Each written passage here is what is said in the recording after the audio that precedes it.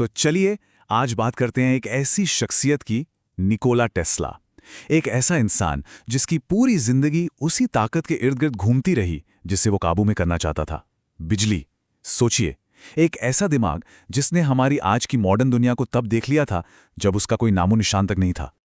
मैं दो महान लोगों को जानता हूं, एक तो हैं आप और दूसरा ये नौजवान। ये शब्द थे एक सिफारिशी खत के जो लिखा गया था 1884 में, और इन्हीं शब्दों ने एक नौजवान अनजान से टेस्ला को उस दौर के सबसे बड़े, सबसे मशहूर आविष्कारक थॉमस एडिसन के दरवाजे पर ला खड़ा किया।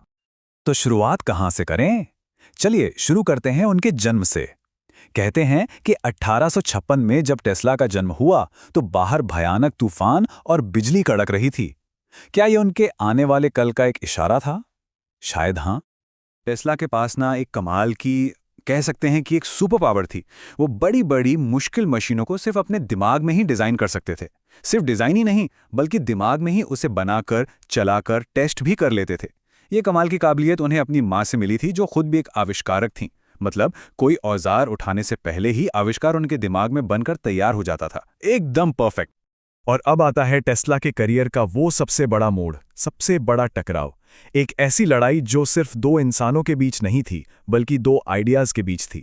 ये लड़ाई थी उनके पुराने बॉस थॉमस एडिसन के खिलाफ। एक ऐसी तकनीकी जंग जिसे इतिहास आज वॉर ऑफ करंट्स के नाम से जानता है। तो ये लड़ाई थी किस बात पर?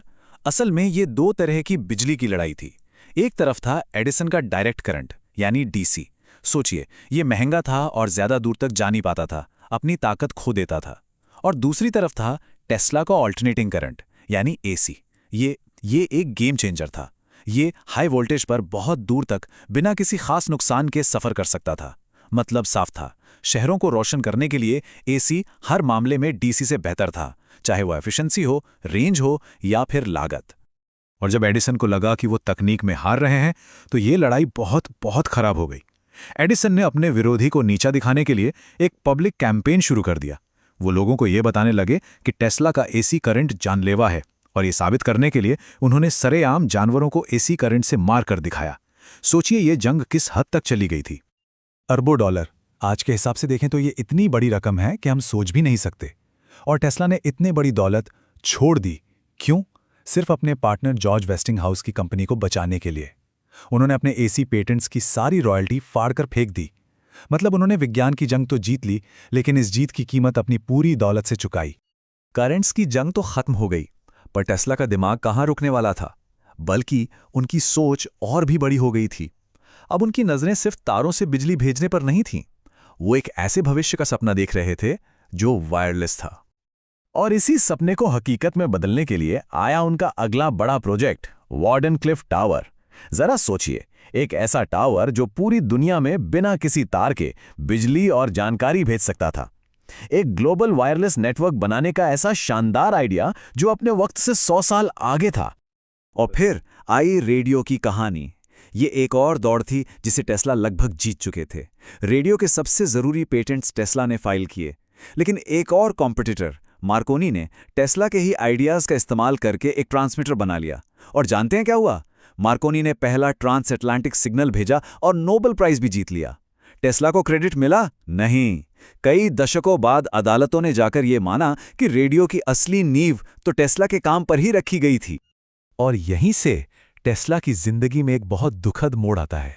उनका पैसा खत्म होने लगा, फंडिंग मिलनी बंद हो गई, और दुनिया उन्हें एक जीनियस की तरह नहीं, बल्कि एक सनकी, अकेले इंसान की तरह देखने लगी। लेकिन एक जीनियस का दिमाग भला कैसे रुक सकता है? भले ही दुनिया ने उनकी तरफ देखना बंद कर दिया था, पर उन्होंने काम करना नहीं छोड़ा। अपने आखिरी सालों में भी उन्होंने कमाल के आविष्कार किए, जैसे कि रिमोट से चलने वाली मशीनें, बिना पंखों वाली टरबाइन, वायरलेस लाइटिंग, यहां तक कि रडार और रोबोटिक्स के शुरुआती आइडियाज भी दिए। दुनिया बहरी हो गई थी, पर टेस्ला का दिमाग खामोश नहीं हुआ था। 7 जनवरी 1943, न्यूयॉर्क के एक होटल का कमरा नंबर 3327। यहीं पर 86 साल की उम्र में निकोला टेस्ला ने अकेले और गरीबी में अपनी आखिरी सांस ली। वो इंसान जो कभी पूरी दुनिया में छाया हुआ था, उसका अंत इतनी खामोशी और गुमनामी में हुआ। पर क्या कहानी यहीं खत्म हो जाती है? बिल्कुल नहीं, क्योंकि उनकी मौत भले ही गुमनामी में हुई हो, लेकिन उनकी विरासत, उनकी लेगेसी आज हमारे चारों तरफ जिंदा है, और यही उनके काम की असली जीत है। आइए एक नज़र डालते हैं कि टेस्ला ने क्या सोचा था और आज हकीकत क्या है। उनका ऑल्टरनेटिंग करंट सिस्टम, वो आज हमारा ग्लोबल पावर ग्रिड है। वायरलेस कम्युनिकेशन का उनका सपना, वो आज का वाईफाई और रेडियो है। उनका रिमोट कंट्रोल का आइडिया, वो आज ड्रोन्स और रोबोटिक्स में इस्तेमाल होता है। और उनकी इलेक्ट्रिक मोटर, वही तो आज इलेक्ट्रिक गाड़ियों की जान है। यही तो उनकी जिंदगी की सबसे बड़ी और शायद सबसे दुखद बात है कि वो उस भविष्य को देखने के लिए जिंदा नहीं रहे जिसे उन्होंने खुद बनाया था।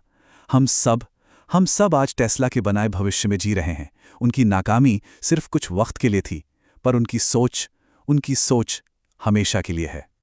तो आखिर में बस एक सवाल, उनके दुश्मनों ने शोहरत जीती, पैसा जीता, सब कुछ जीता, लेकिन भविष्य किसने जीता?